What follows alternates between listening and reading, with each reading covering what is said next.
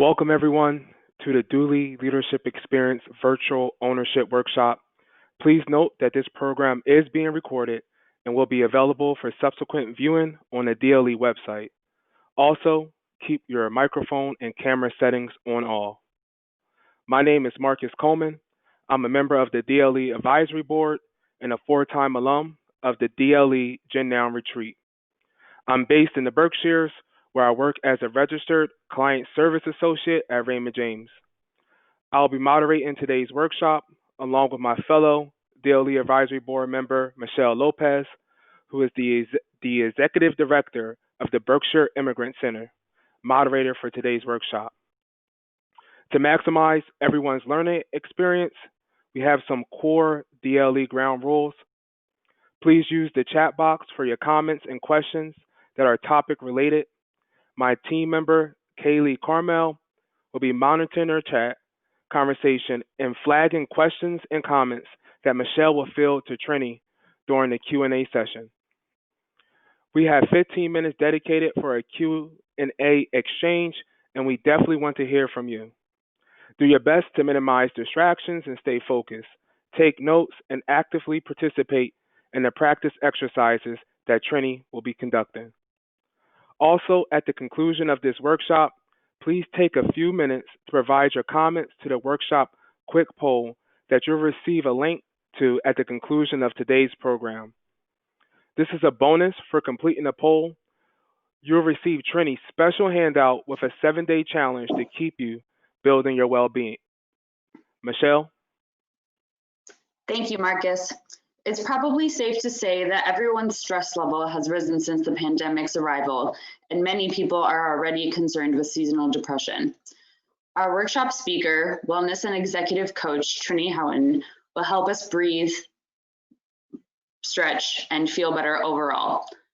As the owner of the New Hampshire-based Rippleffect Consulting, Trinnie teaches daily well-being practices for gaining energy, focus, creativity, and connectivity to your purpose, personally and professionally. She firmly believes that supporting your well-being is a necessity.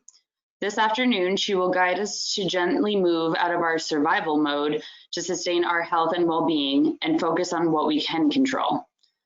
Trinnie came to develop her coaching practice after many years as an attorney with prominent Boston law firms. For 15 years, she coached senior executives, partners, and emerging leaders in a wide range of industries, including pharmaceutical, financial, aerospace, entertainment, legal, telecom, manufacturing, construction, engineering, nonprofits, insurance, healthcare, and government sectors. She earned her BA in psychology from Boston University and her Juris Doctor from Suffolk University Law School. She has written extensively on the topics of wellness and organizational effectiveness. Welcome and thank you, Trinnie. Great, thank you and welcome. Good afternoon, everyone. First of all, just letting you know, this is an interactive kind of workshop that we're going to do. So what that means is I would love to see your smiling faces, or if they're not smiling, at least just to see you if you feel comfortable turning your camera on. If you don't, that's okay too. I'll prompt you from time to time, but it just is so great to interact with you as we go through this time together in well-being. So well-being essentially is a deepening practice into presencing and nourishing. And we are going to do that together today. And I'm going to show you how. But before that, I wanted to share a story with you. Back in March, I had just returned from doing some facilitating and coaching down in New York. And I travel a fair amount. And I came back and so it's March. And let's just say everything was shutting down. And there had been a state of emergency in both New York and New Jersey as I was leaving. So I arrived home, and as you guys remember, there were like all of a sudden difficulty to find, pasta and toilet paper and those kinds of things. And at the same time, I wondered, oh my goodness, I have been meeting with people, shaking their hand, Purelling, but on a plane and all these things that we couldn't imagine, no mask, that was the time. So I'm wondering, oh my goodness, do I have this thing? Do I have this thing called the corona, as my kids still say, or COVID? And what am I going to do? I I didn't have it and I don't have it. But what it started to propel me to do with all that anxiety that the world was in and myself, I started to go on walks and I walked around my neighborhood. I live in New Hampshire. It's beautiful here. I'm very fortunate to have really wide streets, not a lot of traffic. I have trees. And so I walked and walked and I found that I would really be able to calm myself down. And once I became calm, I could become more present to my children, to my friends, to my clients. So by walking, I could calm myself and I could presence whatever was happening and nourish myself at the same time so that I could be my best self, my most loving self, if we can just use that word, which I encourage more people to use, with my friends, clients, and family.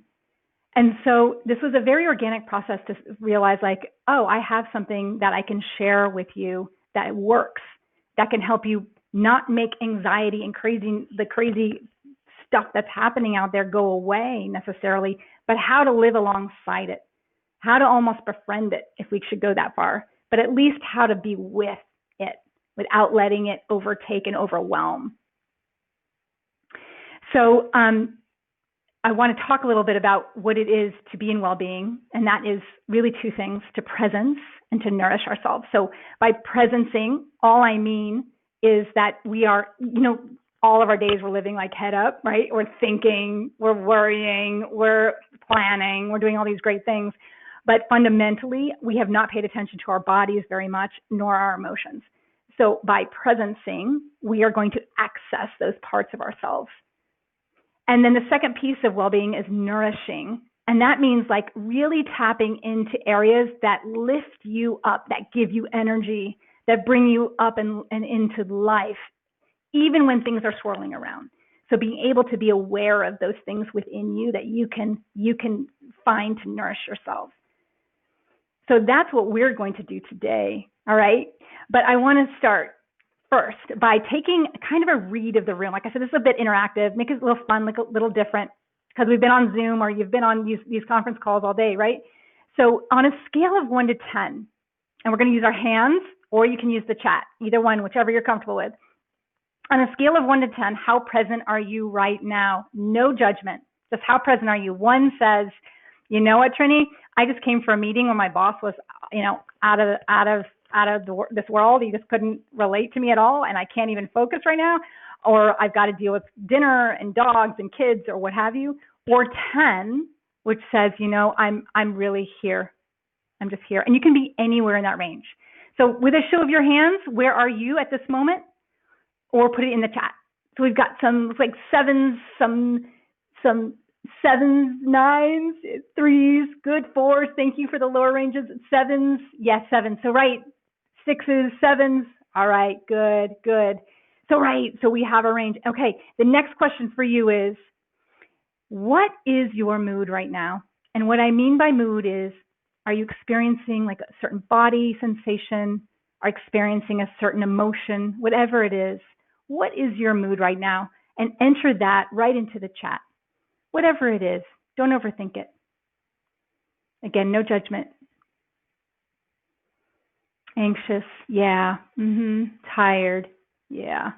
Busy mind, calm, overwhelmed, stressed, tired, yeah. Content, calm and a little tired. Good. And you guys, if you have that chat, you can see each other. Worried, yeah. So you can see each other and what people have marked. And I just want us for a moment just to hold that space, because as human beings, we experience that ourselves, each of those emotions ourselves. So it's called the collective, right? So can we hold each other's emotions, because there's actually mine as well. So just for a minute, we hold them right here as a collective. And that's really good. And that's very, very good. All right. So let's start. We're going to do a breathing practice. We're going to do a stretching practice, and then we're going to build something called a 7-day challenge to get us into some well-being. All of these exercises are designed for this format. You can do as much or as little as you want, up to you. So I'm actually going to have Marcus, if you wouldn't mind, stop sharing the presentation, and then we'll jump back on. Perfect. Beautiful. Excellent. Okay. So we're going to start with a breathing practice. And what I will ask you to do is, you can turn your cameras off for this if you would prefer, or you can just ask you to just like close your eyes or put your gaze down away from the camera, whatever works for you. Okay. And all we're going to do, this is not a full-blown meditation. This is just a start to a breathing practice. Okay. So inviting you to place one hand over the part of your belly that's right under your belly button. That's like your core. That's what I call it. Core belly. Can we say that? For the women in the room, your goddess. Okay. And then other hand right over your heart. And I just want you to check in for a moment. Like, if this doesn't feel good for your body, feel free to drop your hands. So you're just getting a sense of what feels right for you, or maybe one or the other feels right, okay? And you want to make sure, if you're seated, like, you have 2 feet on the floor if you can, and then your seat is supported by the chair, and your back maybe touching the chair. All right, and if you're standing, you've got a little bit of bend to your legs and your knees. Good, okay. So just inviting you to close your eyes for a moment, or to just avert your gaze. And all I want you to do is just breathe.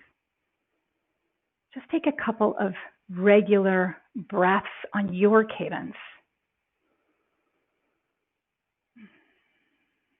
And feel how good it feels just to breathe in a coolness of the air into your lungs.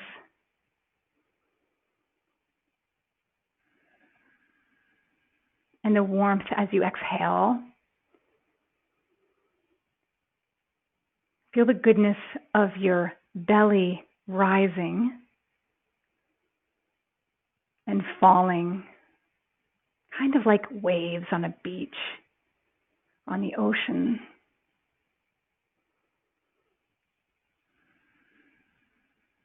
Beautiful.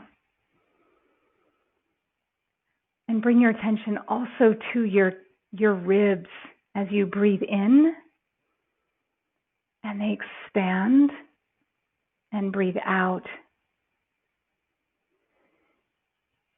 Beautiful. And noticing any contractions, like tension in your body, and inviting you to just let it go, just for now, wherever you're feeling it.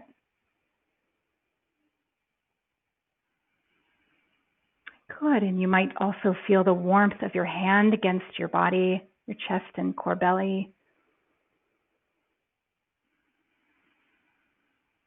Beautiful.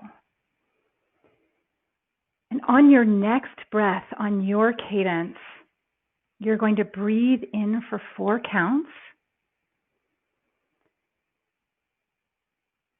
And then hold your breath right at the top for 4 counts. And exhale for 4 counts. And hold your breath at the bottom for 4. And then again, inhale for 4. Hold at the top for 4. Exhale for 4. And hold at the bottom for 4. Really, really good. One more time, as deeply as you can. Inhale for 4. Hold at the top for 4. Exhale for 4. And hold at the bottom for 4. Beautiful. And then just take a couple of normal breaths. And then inviting you just to drop your hands and bring your gaze or your picture back online. And as you do this, simply notice your mood. And enter your mood, and if you choose, into the chat. And if you don't want to, that's fine too. But just notice it. Just notice what you're feeling right here. Yeah. Good. That method, just so as you're entering them in, and you may not have had a mood change. Yeah, that's fair. It's a centering practice. It's simply a centering practice.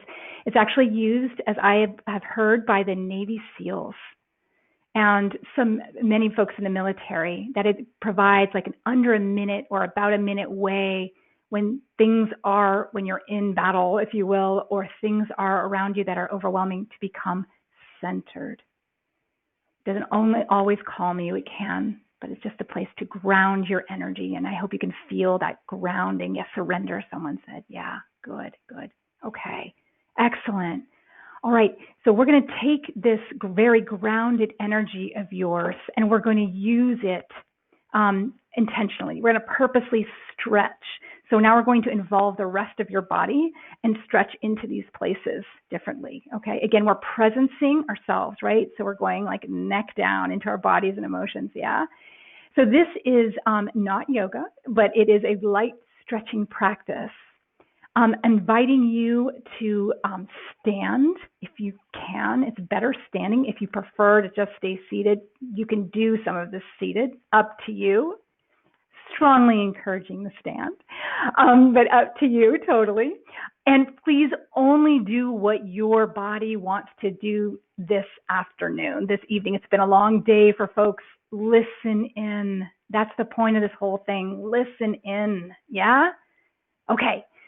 Good. So you're going to take that really healthy, grounded energy, and you're going to just put your feet on the ground, and you're kind of just going to move them a little bit. So just feel into the ground or into your shoes a little bit, okay?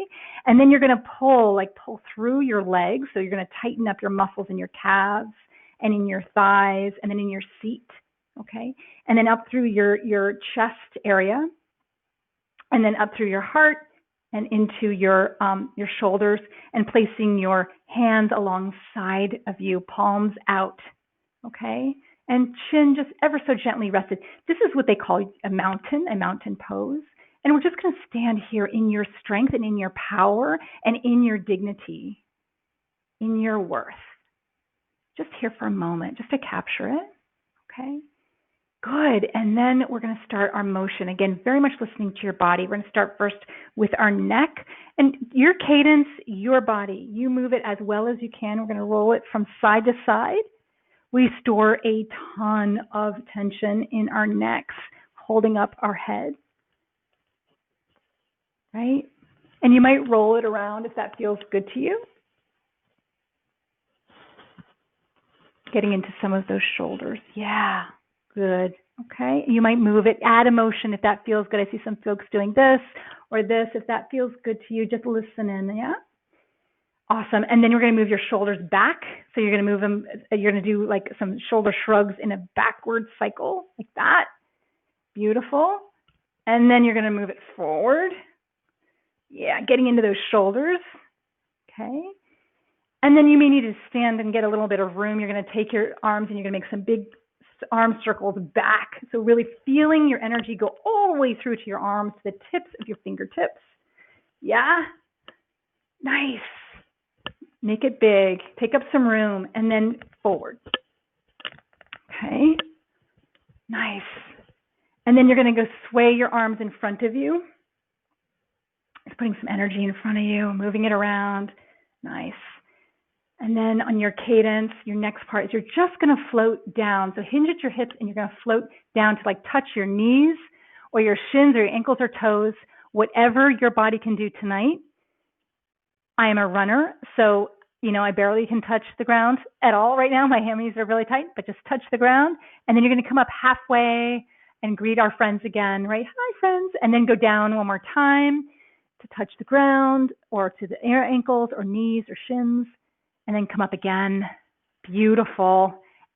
Excellent. And then now we're going to step into what I call a star stretch. So you're going to put your feet more than hip widths apart, like a wide stance. And then your arms are going to go kind of like they're just extended out as strong as you can. You're going to also like pull through the ground, right through your body, right through your arms. And this is like horizontally. You're taking up room here. Okay, take up some room. And see if you can stretch and fill the entire room that you're in. See if you can meet other living beings through your stretch. These are four-legged beings too, or plants. Okay, this is your sense of relationship and belonging. Yeah, beautiful. Okay, and then you're going to put your hands kind of on your hips, like in a Wonder Woman pose, if you will. All right, and then we're going to swivel, adjust my screen so you can see a little better. You're going to swivel to the right, or to the left, my bad, your right. And you're just going to bend your left knee and keep your right leg straight. Okay, so it's like a lunge. Just feel a nice stretch there, all right? And then you're going to straighten that left leg and hinge at the hip. So you're going to hinge and bow, right? Honoring the sides of this room, honoring yourself. Feel a nice stretch to that left hammy. Beautiful, okay? And then through the center, and then we're going to switch to the other side. Bend at the right knee, okay, straight. And then you straighten it and then hinge and bow. Beautiful. All right, excellent. And then straighten out. Beautiful. Excellent. Okay, and then we're just going to come back to center and get back into our mountain pose. Back into our mountain pose and feel that strength come through you. And just one more time, stand here in your strength, your dignity, your sense of worth, and feel all that good stretching that you just did. Nice. Okay, and then when you're ready, come on back to your seats. And if you could grab a piece of paper. And Marcus, I'm going to have us share the screen. Or if you have a journal, if you're doing this if you have a private journal and you like to do that, but grab a piece of paper, grab a fun pen. Okay, and we're going to build our 7-day challenge. And the 7-day challenge was built out of my daughter graduating from high school this spring and not having one thing after another. First it's no classes, then it's no prom, then it's no graduation. And as you can imagine, she was completely devastated. So she's like, Mom, I'm trying to be with all this. And I said, you know what? As a leadership coach, let's do a 30-day plan. And she's like, nope, I can't do 30 days. I can do 7. That's it. So we built this based on her need. And I find it works. So Marcus, could you just go to the next slide for me, please? And by the way, you can do this kind of challenge or plan for yourself whatever day. You don't have to start on a Sunday. We're starting on a Wednesday, and it works. So these are, we're going to begin building based on these foundations. So we'll bookend our plan with setting intentions and a gratitude practice and a theme at the very end. And then you'll notice those 4 areas, and those are called the wells of nourishment. So what that does is each well has something for you. And they're not, while we separate them and talk about them separately, they actually all weave together. So I want you to imagine, you'll notice there's little arrows in the middle, that it's like a spiral coming up through you, okay? So you're going to set your attention, you're going to go to the spiral through you you're going to find your places of nourishment that lift you, all right? So let's begin, and we're going to start with setting our intentions. Next slide, if you could, Marcus, thank you. So setting intentions has to do with everything about what you want to affirm for yourself this week. What do you want? What are you wanting to commit to for you this week? So for example, I want to commit to connecting with my friends or my family, or I'm committing to my leadership, or I'm committing to finding some quiet time, or maybe it's play or letting go. So just for a minute, and don't worry about it having to be right. Just write what comes to you. What are you affirming for this week for you?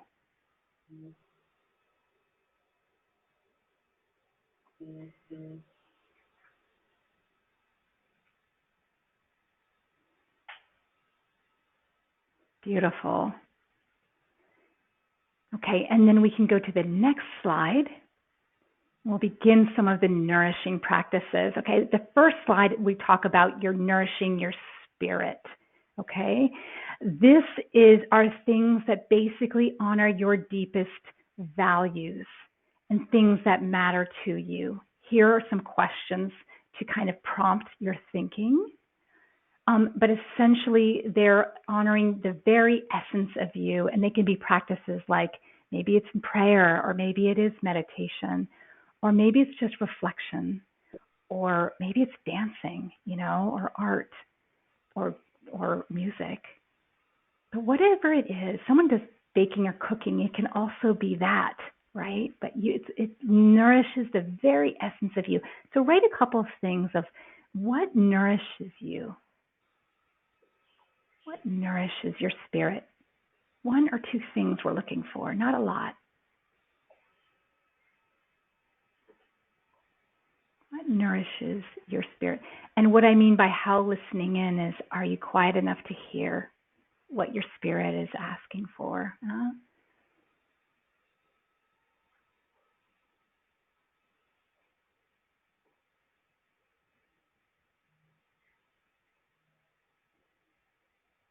Beautiful.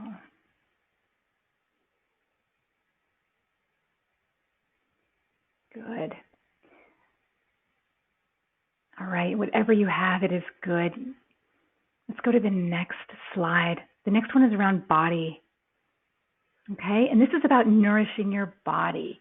All right, this is about two things I think that make the biggest difference. One is the movement, like movement that we do, and the other is sustenance, like what healthy things are you putting in. So for you, like what are you doing to honor your body in terms of your exercise or movement? It does not have to be a run. Walking counts. Walking is actually a superfood. But or light yoga or something, that movement. And if it's not movement for you, maybe it's being outdoors, or it's nourishing yourself in a very particular and special way. So for you, how will you nourish your body? What do you want here?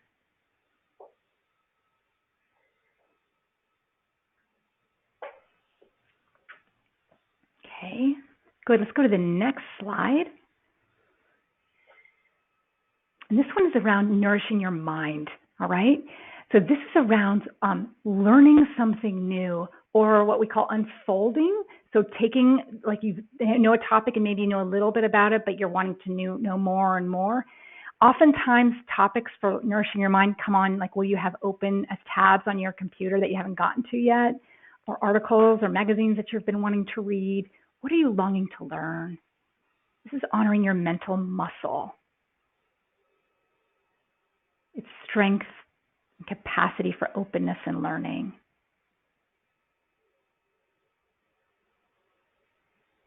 Jot down just a couple of things, not a lot of things, just a couple of things, what nourishes you. Your mind.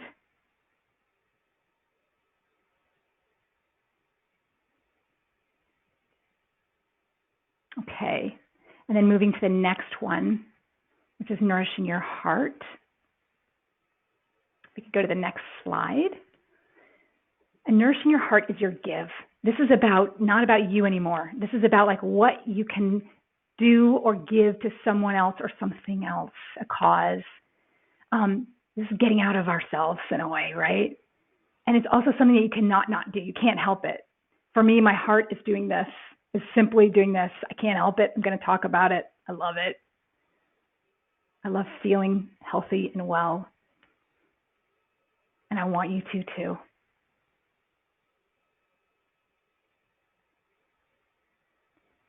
So what is your give for this week? And it could be like bringing a meal over to a friend, it can be small, spending time with someone, encouraging someone's like courage to start something. Yeah, good. All right, and then we'll wind up with the last slide, the gratitude. So the last part of this is our gratitude practice. So simply, what are you grateful for? Jot down a few things. What are you grateful for?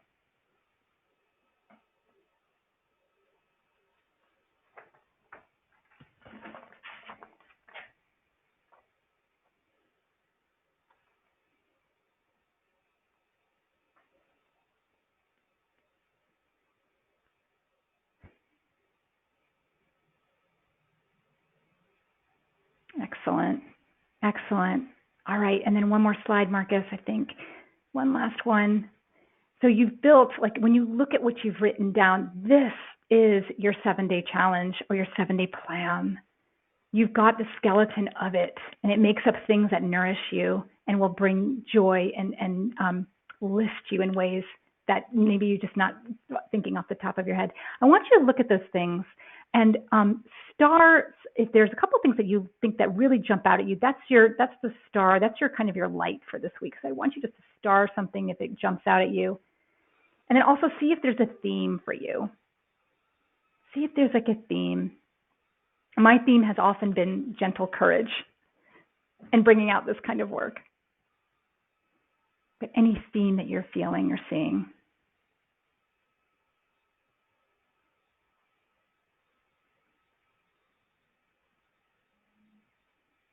Okay. Yeah, and thank you, Kaylee. So as you wrap this up, use the chat and share some of your themes. Beautiful. Share some of your themes. What's coming up for you? Yeah, nice. So know that, no matter what you do or don't do with this challenge or with this plan, know that it is enough and you are enough. And just by tapping into these areas, you already are accessing a different part of you than maybe you hadn't before. Yeah? And it is enough. It is enough. I just want to end with a poem.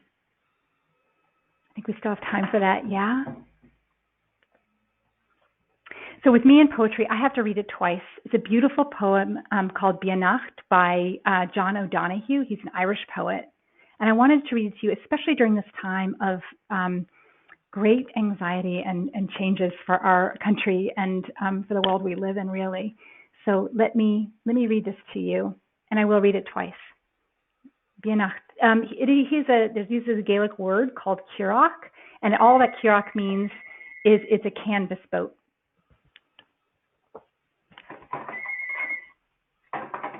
Too many phones in my office. Okay, here it goes. Beannacht by John O'Donohue.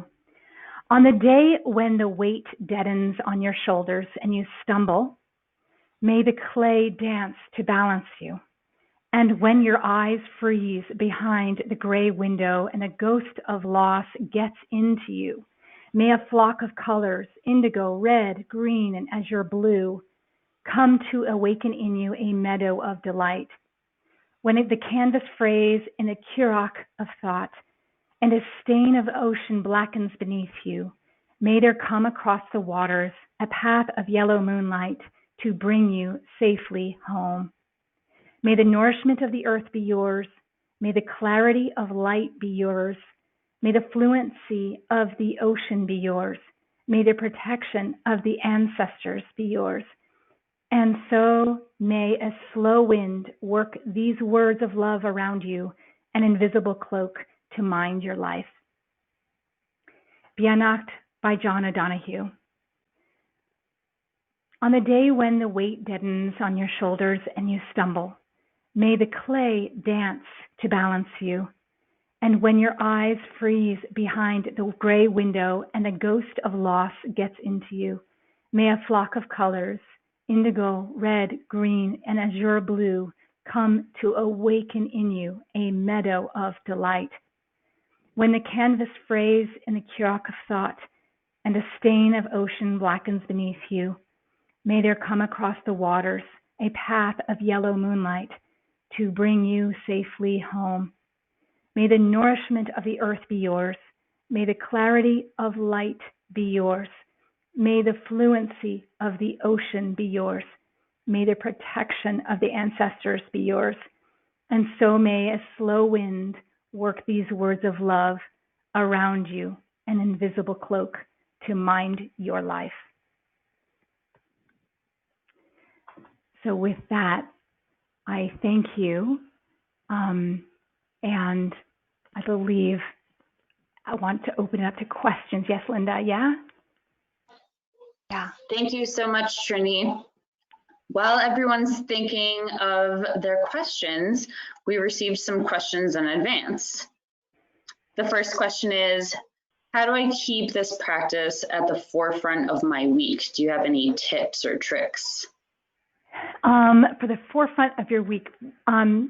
So what I find helpful, it's really developing structures that work for you.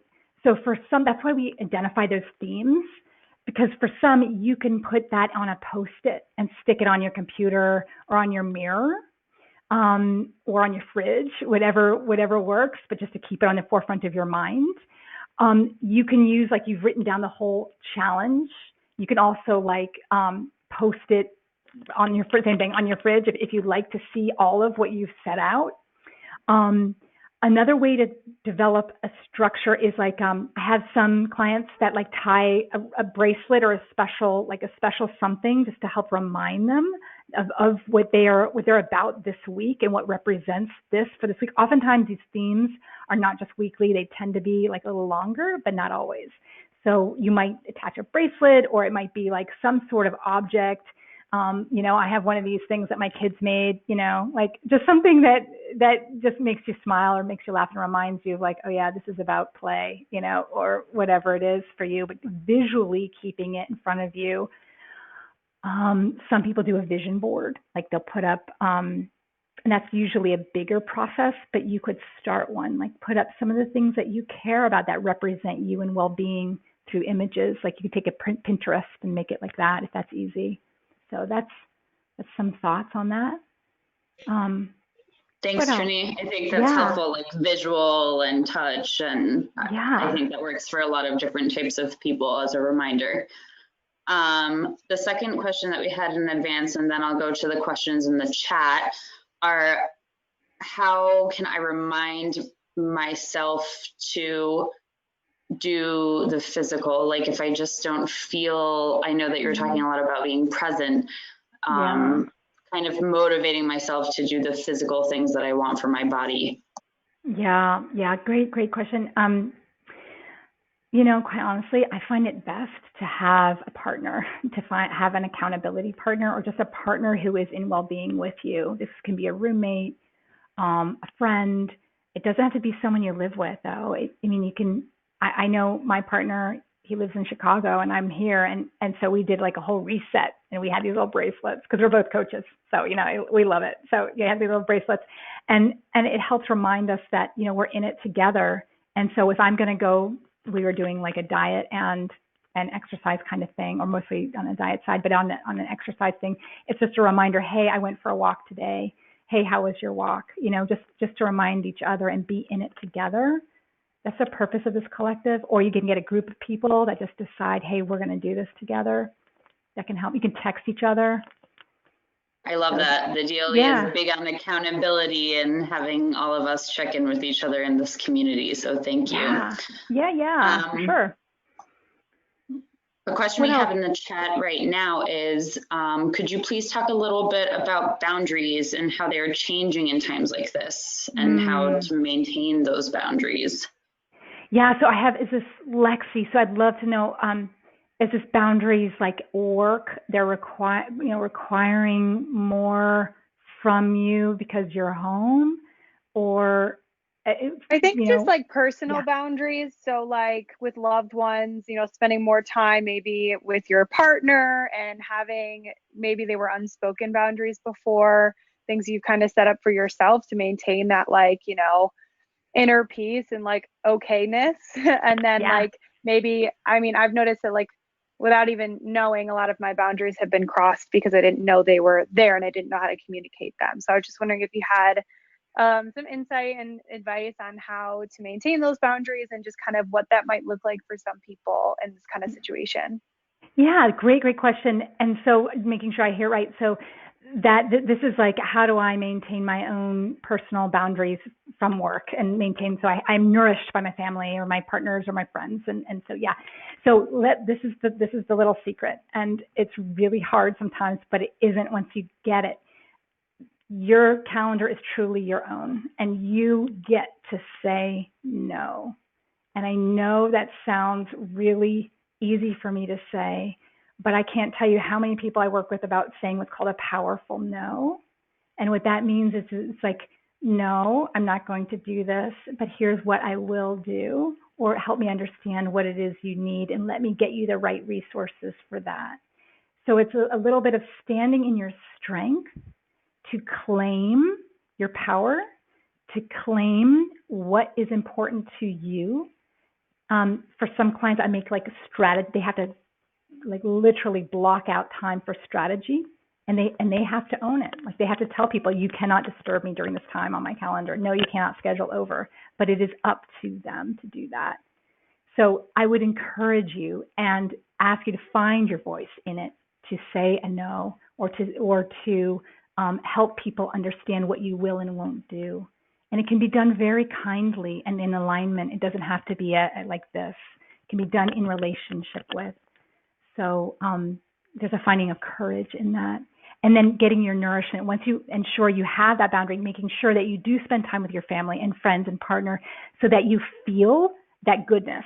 It's so important to like integrate and internalize that goodness, because then it becomes a habit. And then you're like, yeah, actually, I think a lot better if I've had a weekend where I can go for a hike with my buddy.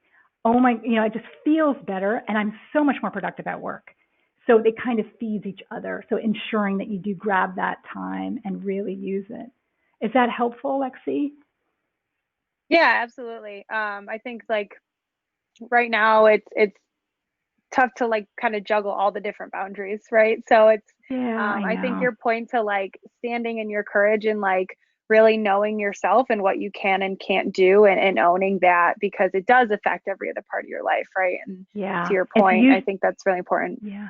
It's usually a conversation with you and a boss or you and a colleague that just helps get clear. Hey, let's get clear together, just so we're both on the same track. Yeah. Yeah, thank you. Yeah, you got it. What else? What other questions do you guys have?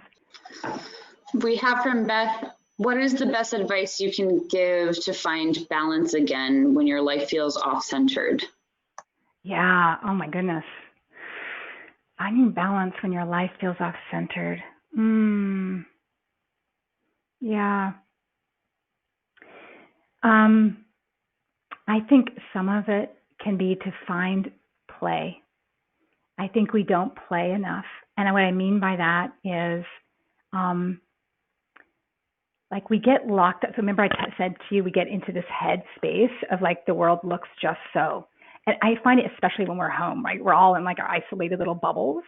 And then when we leave, it's like, oh, hi person. They've been in their isolated bubbles, but it's a little bit like, oh my gosh, hi, and you have to regroup a little bit. But what happens is we get locked into seeing things a certain way, and play releases it. Play releases like possibility. And that's not meant to be trite. It's really like, it can be things like that you enjoy doing, whatever play is to you. It could be solving a puzzle. It could be, yes, it can be like using your body and dancing if that's fun for you. But it's really like, where can we could be just getting out with some friends and going for a 6-foot walk or whatever, but just trying to find an aspect where you can get out of your four walls, if you will, and just experience something else. The other part of it is breathing, is that box breathing. I can't tell you how many clients have said, like, if they can't sleep at night or if they're anxious in the morning. I have one client just tell me this week she's super anxious in the morning. She uses the box breathing. And so it's a really easy way just to come center again. Come center. So two different kind of techniques, but I find them both exceptionally helpful, and helps me too when I'm off balance and all in my world. Just to go play and have some fun, and then like, oh, it wasn't, okay. And then the other is just this breathing to really keep me centered in the moment. So I hope that's helpful, Beth.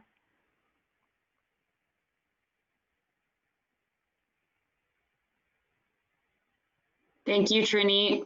We have one more question. For someone who may just be starting out, what advice can you give for someone who's trying to start a meditation practice? Oh my goodness. I yay you. I would really encourage you to check out a couple of different apps. There's one called Headspace, and very well visually, like graphically, very easy to do. I think there's like a free 10-day that you can just check it out for 10 minutes.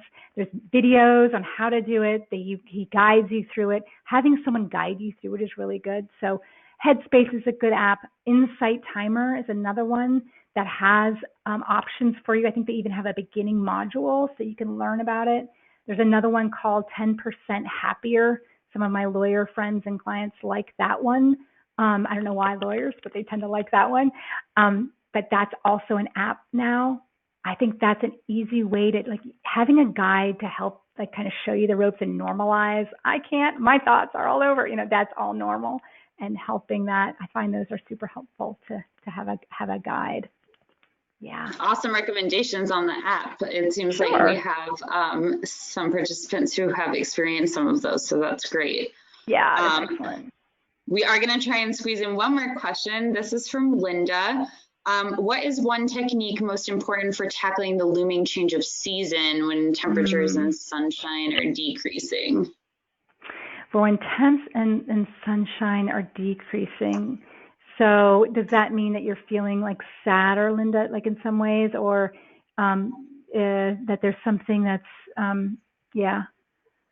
Yeah, definitely it's the adjustment of the sunlight, and it's, knowing that what happens is you get more stressed because you have a condensed period of time to be able to be doing things that you normally are doing in the sunshine. Whether it's, for me, it's really working out. It's a massive readjustment for my workout schedules. Yeah. So this one is this was a deeper one because you can like, if you ask me this in like February or March, it's so prevalent, and it's just like, oh my God, wait, make it to the sunshine or go to Florida. It's like, really, at that point we're depleted. What I'm finding very interesting, it's like, can I find a way to enjoy this season? So I'm from Miami originally, so all of this like seasonal change, are you kidding me? Like, what is this? What is this happening? What is this stuff called snow? So I really had to find other ways to not push back, but try to invite in and welcome in the season. So yes, find what ways can I enjoy the fall. That certainly, what exercises, if you're into exercise, what things can I do differently during this fall season that would be fun? So for example, I have now splitting my exercise routine into seasons.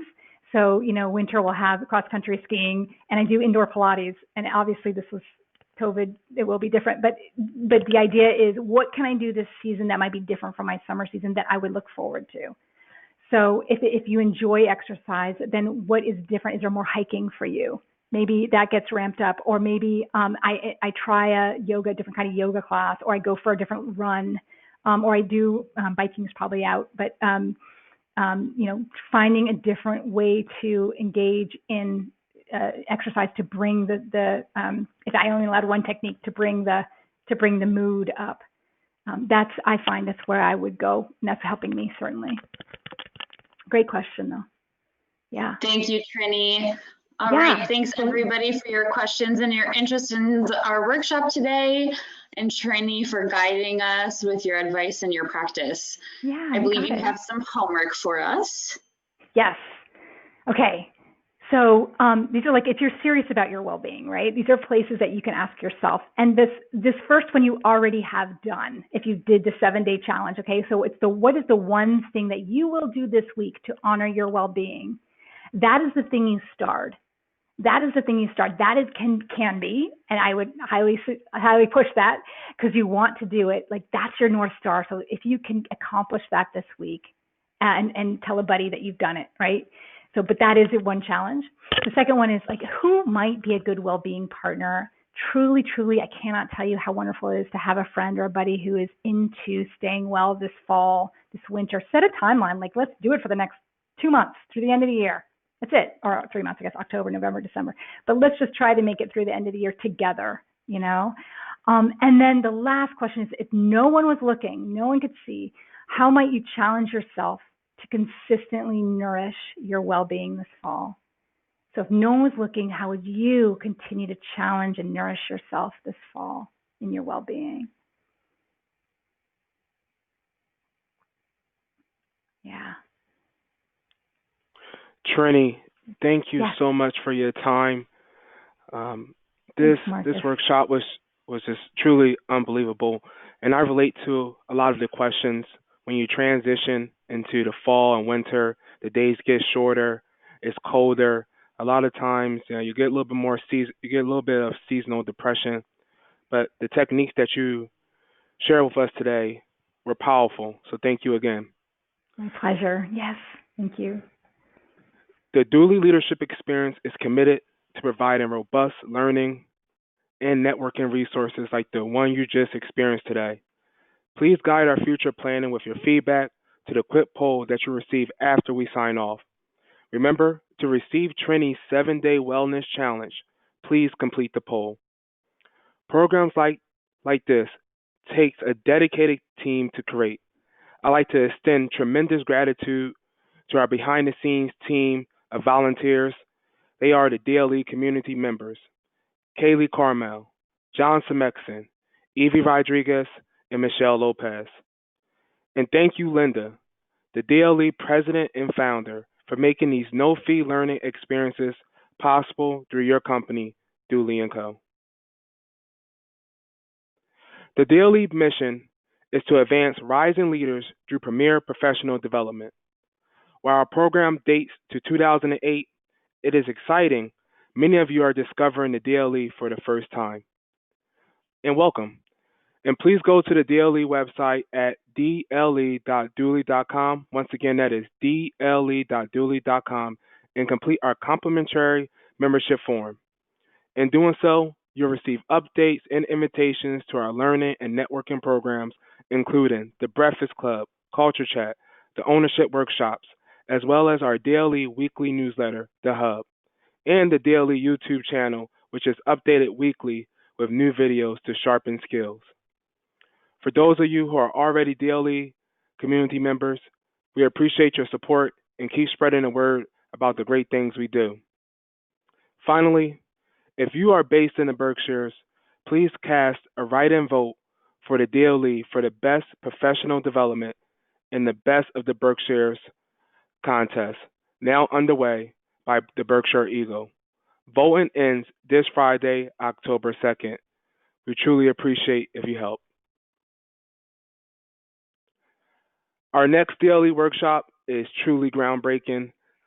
We are pioneers in exploring the impact of virtual immersion on our inner bias. Our amazing guest speaker, Dr. Andrea Leon, an expert in clinical psychology with over 20 years of experience. Andrea is also a DLE retreat faculty member and is a very active participant in our DLE virtual programming. I encourage you to register now, as this is sure to be a highly popular program. Seating is limited to the first 40 registrants. So once again, the first 40, I say sign up now. This one has a lot of buzz already. Once again, as a reminder, please complete today's workshop poll to receive Trinnie's bonus handout with the 7-Day Wellness Challenge. I'm getting the 7-Day Wellness Challenge, so I say complete the poll, and this will be a great resource for you over the next week. Thank you, everyone, and have an uplifting week. The workshop is now concluded.